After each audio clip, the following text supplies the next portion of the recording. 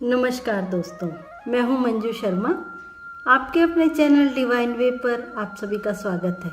अभी तक हमने रामायण की सीख सीरीज में बालकांड और अयोध्या कांड के बारे में जाना। आज बात करेंगे अरण्य कांड के बारे में। दोस्तों, वीडियो को अंत तक जरूर देखें जिससे कि आप जान सकें कि अरण्य कांड में ऐसी कौन सी सीख मिल सकती है जिससे हमेशा आपकी जिंदगी में सुख शांति रहे। आइए शुरू करते हैं आज की वीडियो। अरण्य कांड वाल्मीकि कृत रामायण और तुलसीदास जी रचित श्री रामचरितमानस का तीसरा भाग है।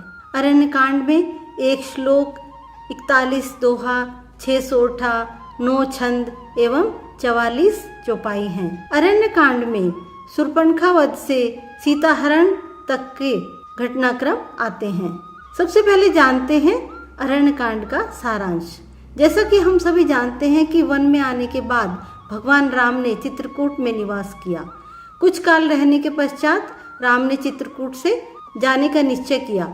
वे ऋषि अत्रि के आश्रम पहुँचे। अत्रि ने राम की स्तुति की और उनकी पत्नी अनुसुईया ने सीता को पतिव्रत धर्म के मर्म समझाए। वहां से फिर राम ने आगे प्रस्थान किया और शरभंग मुनि से भेंट की। शरभंग मुनि केवल राम के दर्शन के लिए ही वहां निवास कर रहे थे। अतः राम के दर्शनों की अपनी अभिलाषा पूरी होते ही योगाग्नि से अपने शरीर को जला डाला और ब्रह्मलोक को गमन किया। आगे बढ़ने पर राम को स्थान स्थान पर हड्डियों के ढेर दिखाई पड़े, जिनके विषय में मुनियों ने राम को बताया कि राक्षसों ने अनेक मुनियों को खा डाला है और उन्हीं मुनियों की हड्डियां हैं ये। इस पर राम ने प्रतिज्ञा की कि वे समस्त राक्षसों का वध करके पृथ्वी को राक्षस विहीन कर देंगे। राम और आगे बढ़े और पथ में सुतीक्ष्ण, अगस्त्य आदि ऋषियों से भेंट करते हुए दंडक वन में प्रवेश किया, जहां पर उनकी भेंट जटायु से हुई। राम ने पंचवटी को अपना निवास स्थान बनाया। पंचवटी में रावण की बहन शूर्पणखा ने आकर राम से प्रणय निवेदन किया।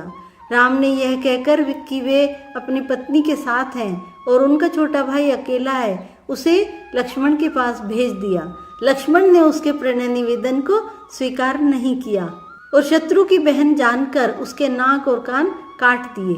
शूर्पणखा ने खरदूषण से सहायता की मांग की और वह अपनी सेना के साथ लड़ने के लिए आ गया। लड़ाई में राम ने खरदूषण और उसकी सेना का संहार कर डाला। शूर्पणखा ने जाकर अपने भाई रावण से शिकायत की। रावण ने बदला लेने के लिए मारीच को स्वर्ण मृग बनाकर भेजा, जिसकी छाल की मांग सीता ने राम से की। लक्ष्मण को सीता की रक्षा की आज्ञा देकर राम स्वर्ण मृग रूपी मारीच को मारने के लिए उसके पीछे चले गए। मारीच राम के हाथों मारा गया, पर मरते मरते मारीच ने राम की आवाज निकालकर हे लक्ष्मण का क्रंदन किया, जिसे सुनकर सीता ने आशंकावश होकर रामायण को राम के पास भेज दिया। लक्ष्मण के जाने के बाद अकेली सीता का रावण ने छल पूर्वक हरण कर लिया और अपने साथ लंका ले गया। रास्ते में जटायु ने सीता को बचाने की कोशिश की, लेकिन रावण ने उसके पंख काटकर उसे अधमरा कर दिया। सीता को न पाकर राम अत्यंत दुखी हुए और विलाप करने लगे। रास्ते में जटायु से भेंट होने पर उसने राम को रावण के द्वारा अपनी दुर्दशा होने व सीता को हरकर दक्षिण दिशा की ओर ले जाने की बात बताई। ये सब बताने के बाद जटायु ने अपने प्राण त्याग दिए और राम उनका अंतिम संस्कार करके सीता की खोज में सघन वन के भीतर आगे बढ़े।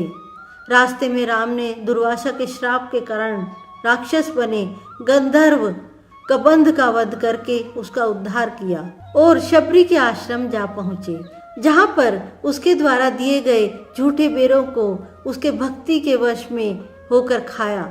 इस प्रकार राम सीता की खोज में सघन वन के अंदर आगे बढ़ते गए।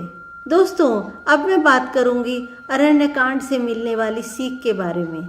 वासना और लालच से सन्यासी, मंत्रियों की गलत सलाह से राजा नष्ट हो सकता है। अहंकार से ज्ञान और विद्वान व्यक्ति बर्बाद हो सकता है। नशे से शर्म खत्म हो जाती है। विनम्रता के बिना प्रेम खत्म हो जाता है। आज भी जो लोग इन बातों का ध्यान रखते हैं वे कई समस्याओं से बच सकते हैं। अरण्यकांड हमें सिखाता है कि वासना, लालच, गलत सलाह, अहंकार, नशे जैसी बुरी आदतों से बचना चाहिए, तभी जीवन में सुख शांति बनी रहती है। उम्मीद करती हूँ वीडियो आपको पसंद आई होगी, इसलिए एक लाइक और एक कमेंट तो बनता ही है और चैनल को सब्सक्राइब करना ना भूलें। धन्यवाद।